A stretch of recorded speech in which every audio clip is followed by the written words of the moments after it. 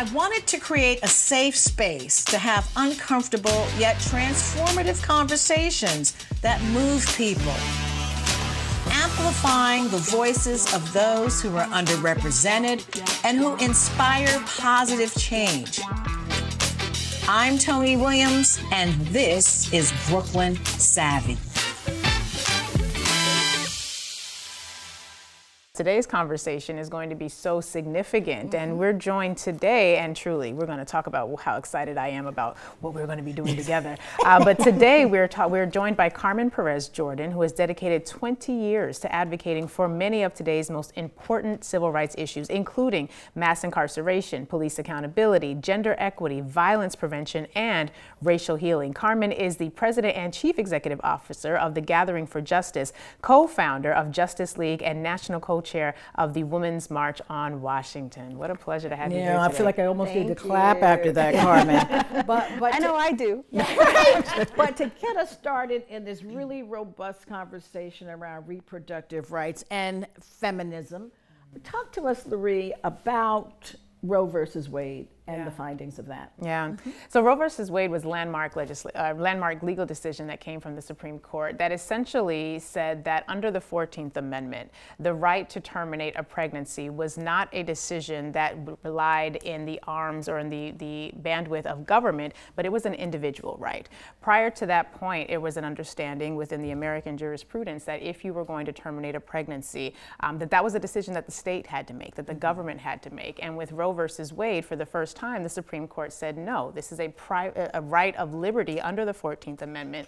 And that was the first time that you began to see women in this country, under the current legal structure, be able to exercise that sort of decision-making capacity over their own bodies. Prior to that, you were going to have conversation about what the legal framework was, similar to what we have now in a number of states all across the country. No, this is really a situation that it's perilous for many women. Talk about, what do you think, what are your immediate reactions to this whole overturning of Roe versus Wade, Carmen? I think prior to 1973, there were conversations about the health of a woman, right? That doctors then made a decision whether or not she could abort.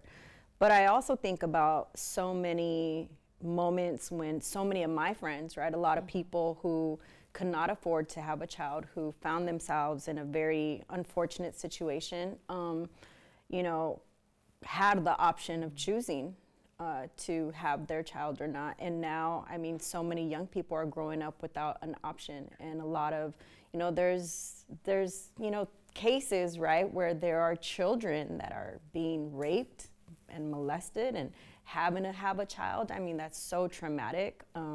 So I just feel like we need to do much more to educate. How do we lose this, though? See, I'm still at that point. I don't understand what happened.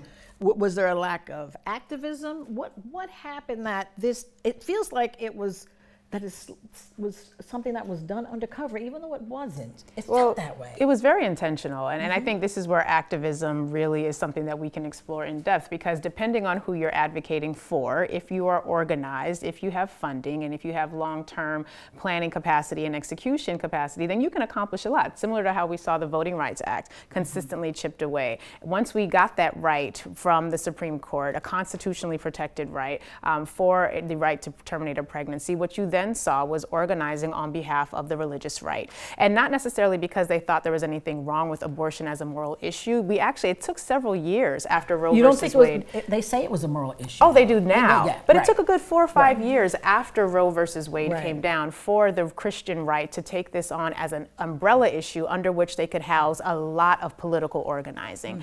And so we've seen ever since then a consistent approach to the courts trying to put limitations on the right, because if you have a right and it's expansive, and I want to undercut the right, one of the best ways for me to do that is to chip away at the expansiveness of that right. So maybe you have a right to an abortion, but we're going to file a lawsuit that says that's limited. It could only be before 20 weeks. And then we're going to limit it further, maybe 15 weeks, maybe 10 weeks, maybe 6 weeks, and then maybe not at all. And to your point, Carmen, one of the things that we've learned since Roe versus Wade was overturned, most recently there are reports that said that we have since the end of access to abortion in states like Texas, you had in the state of Texas over 26,000 pregnancies from rape, from sexual assault. Across the nation, more than 65,000 pregnancies attributed to rape and assault. And we're talking about women and children. Right. You still have to have that baby. You have states where there is no exception for rape or for incest. And we have governors like Greg Abbott who says, well, we don't need an exception for rape. We're going to use the criminal justice system to stop all the rape.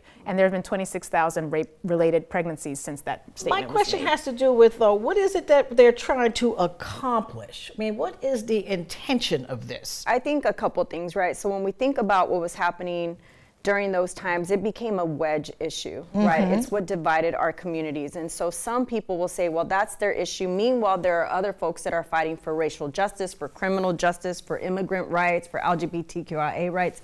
So there's so many issues that folks are fighting for and against. The other thing too is the fact that we don't have representation that is, and I think we talked about this earlier, is the fact that we need more women in decision-making bodies. We need more women who are elected officials that are also committed to fighting for our issues and also are connected to our values. Just because we have women doesn't necessarily mean exactly. Right. And I think one of the things that we forget is that we also need to include men in the conversation. Absolutely. I am not absent of, I have a father, I have brothers, and they need to know that they need to advocate for my issues as well. That just as much as I go and I advocate for men that are being killed at the hands of police, that I need them to show up to advocate for the issues that affect me as a woman. And I think what happens when it comes to feminism or when it comes to any women's rights issues is that we're saying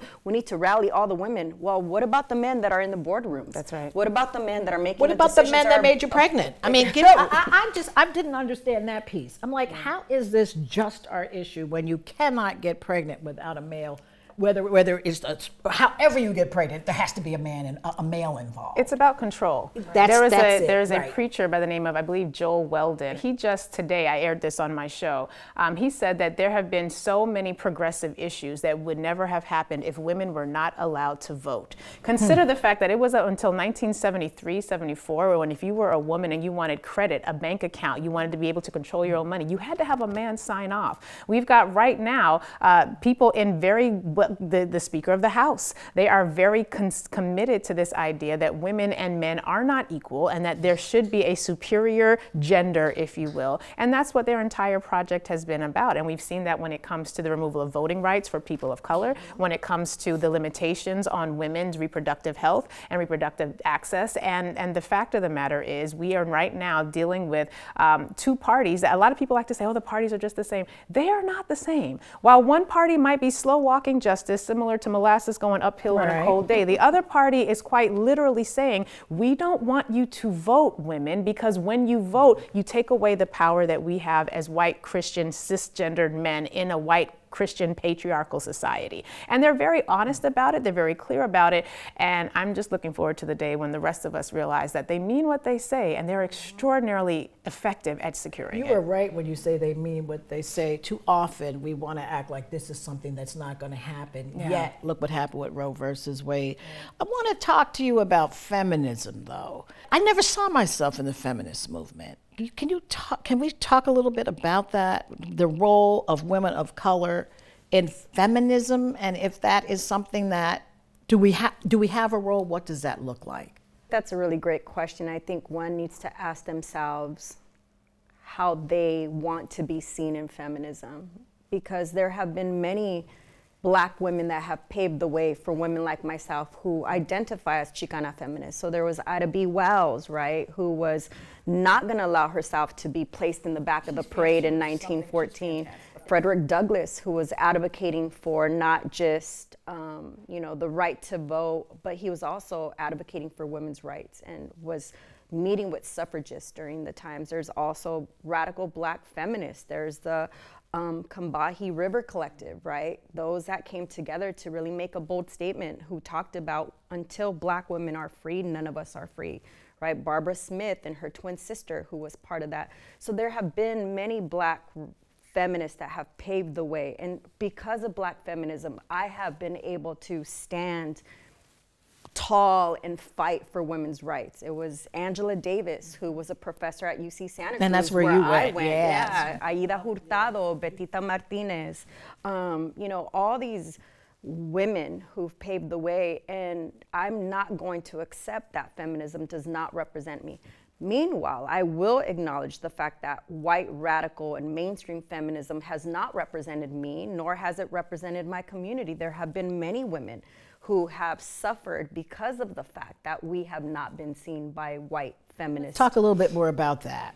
Wow, you know, I think about my sister, you know, Patricia, who was killed and buried on my 17th birthday, and I think about if feminism was really about all women, then she would have never been buried at the age of 18.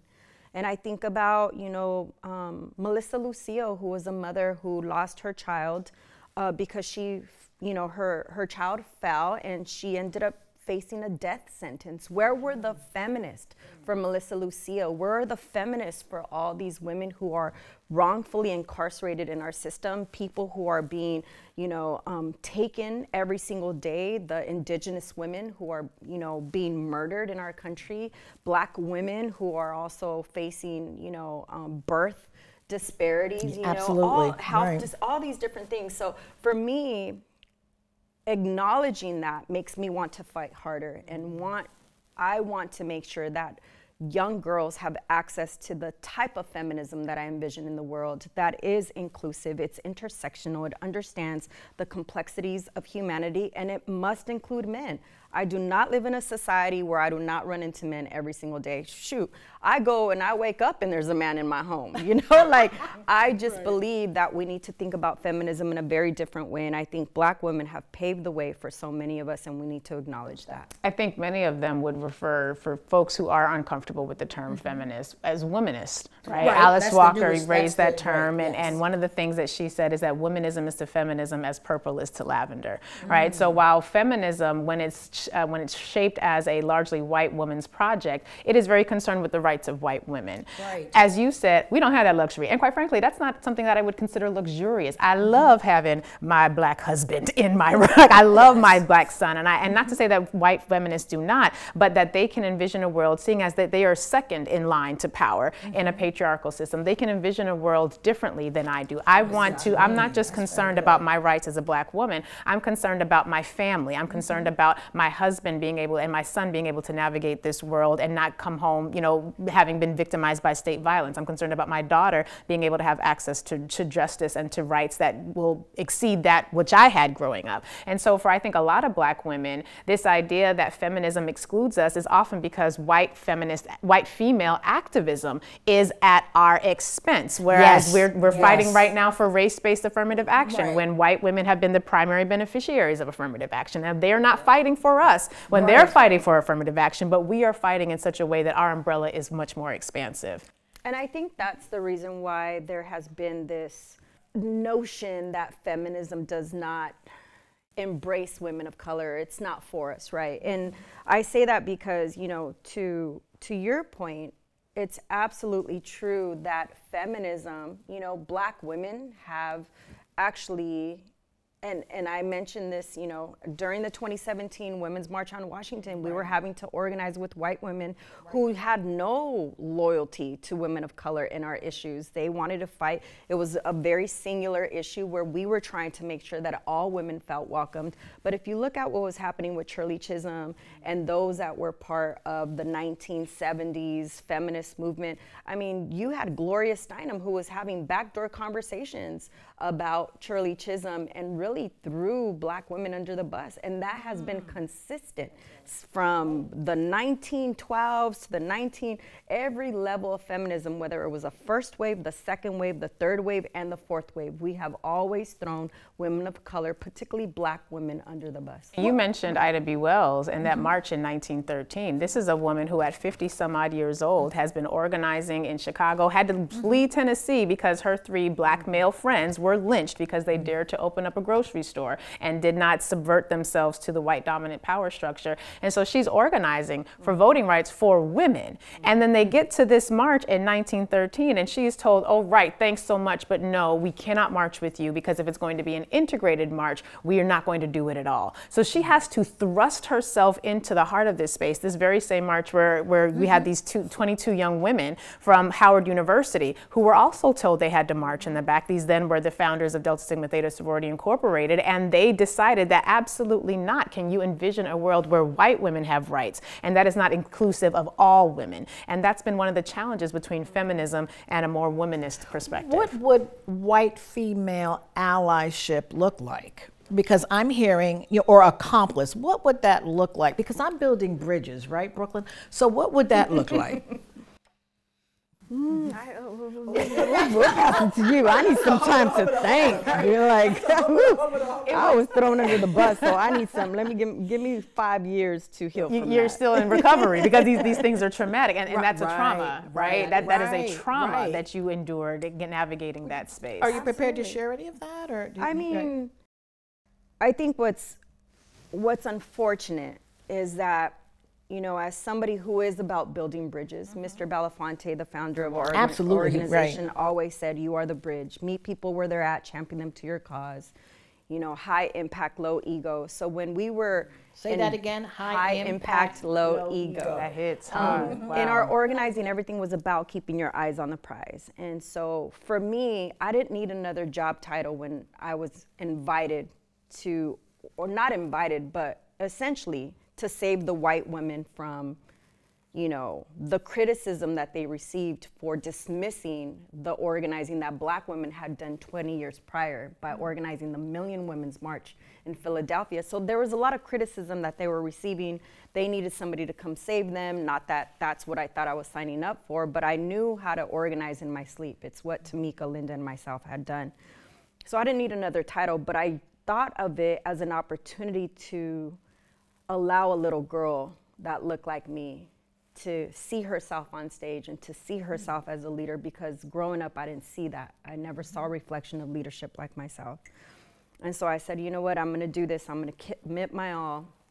We grounded the Women's March in our organization's values and ideology, and also within the Gathering for Justice offices. So we had about 70 women in and out of our offices, and we grounded it in Kingian nonviolence. And principle number 3 says, attack the forces of evil, not people doing evil. So Trump was not our issue. He is the symptom of what America had allowed. And so we thought it was important for us to create what were called the unity principles for women with their different issue areas to come together through an intersectional lens and actually be connected through the gender lens, right? Women. And unfortunately, because we were so well organized, because we had all the relationships, because it became successful, we also became the targets, not just of the outside world, but of the women within the Women's March. Is this a jealousy thing? Unfortunately, jealousy, that's like so. Well, right, but but that didn't happen with the women of color. Right. No, I'm right? talking so about there with was the other no women, like, right. oh my God, Tamika, I can't believe that you brought all the black women. We were actually, thank God you brought black women, or Linda, thank God you were able to organize whatever it was, whatever gifts we brought, we were combining them, and we were all getting fed. And unfortunately, white women didn't see that. White women saw us as competition. To your point, right? They wanted to be the ones that were being recognized for their work, even though a lot of them didn't do nearly 1/3 of what we did. We gave our all. We missed Thanksgiving, we missed Christmas. It was probably one of the last Christmases I saw my father, and I don't regret organizing the Women's March, but it was really easy for them to throw us under the bus. And I don't think we need allies, and I think we need, now at this moment, we need people beyond co-conspirators. We need people beyond the accomplice, because we need people to understand their place in the movement. And what do you mean when you say that? Your place in the movement? is, you know, sometimes when I'm showing up for Black Lives Matter, it's not my place to center myself. It's not my place to I'm there in service. I'm there to make sure that I could use my resources, I could use my visibility, I could use whatever I have in order to bring attention to what's happening to an issue. It's not about Carmen Perez and my community sometimes. And I think we forget about that, and we have this movement ego where everybody wants to be a celebrity, that we forget to keep our eyes on the prize and realize that it's really about liberation. And for me, as Carmen Perez, and I can't speak for anybody else, it's about collective liberation and getting there. And when your identity, to build on that, when your identity at the top of that racial hierarchy is informed by deference and subservience to you, and when your entire identity is, of course they are here to make me feel comfortable, this is the reason why white tears is a thing, because of course they're here to, of course I'm the leader, I'm white, and that may not be the words that are being said, but that is what 400 years of history has primed you for in this moment. And so when you've got experts, because people think organizing is just something you do because you're charismatic. Right, you're an expert in your field, but that expertise had to be filtered through their white woman's gaze. And there's a recent report out, the Harvard Kennedy School just put out a report that said in integrated workspaces, one of the most toxic environments for Black women are teams that have a high propensity of white people, white women in particular. Yes. And there is a jealousy component. Yes, there is a. I mean, and that again, history informs us. We're not just speaking, you know, out the side of our neck because it feels good. This is a historically grounded discussion. And when we're looking at the history of white women who owned slaves, enslaved Africans, the history of white women who whipped enslaved Africans, we sometimes will give them a pass because of the femininity without recognizing that when your femininity is grounded in whiteness, it's impossible to be at a table and see others who look like your historical subservient and see them as an equal. And when we're talking about white women doing the work of not doing that, if you don't have a racial context, if you don't have a racial context, you will read White Fragility for your book club in summer of 2020, and then by summer of 2023 start voting more heavily for the Republican Party because you want to preserve your children's ability to be comfortable in the classroom, and you don't have the capacity, the knowledge, or the historical grounding to be able to understand how your whiteness has played a role in everything that you thought you were fighting against in 2020. Absolutely. How do we confront this, or is there a way to confront this? Meaning, how do we wake folks up? Because again, you're fighting against your own self-interest in some respects by keeping the system. Or you're fighting for humanity, which again gets back to your question about feminism versus womanism. Yeah, if we're in a feminist paradigm, sure, it's me against the world, because I don't see intersectionality. I don't see my connection to the rest of humanity. If I'm in a womanist umbrella, oh, absolutely not. I eat, you eat, she eat, we all eat. And if we all don't eat, I'm not gonna eat. Exactly. And I think a return to African-centered principles, which sort of forms the basis of my activism and organizing, communal-based principles, says that, listen, you know that phrase, if you want to go fast, go alone. If you want to go far, go together. And when it comes to your point that we're beyond accomplices. We're beyond, it's beyond, at this point, it's beyond, because right now, if you're a woman with a uterus of any race, you are at threat, you're at risk. And I keep thinking back to all of the arguments. You mentioned the fact that Black women were organizing 20 years ago for the Black Women's March.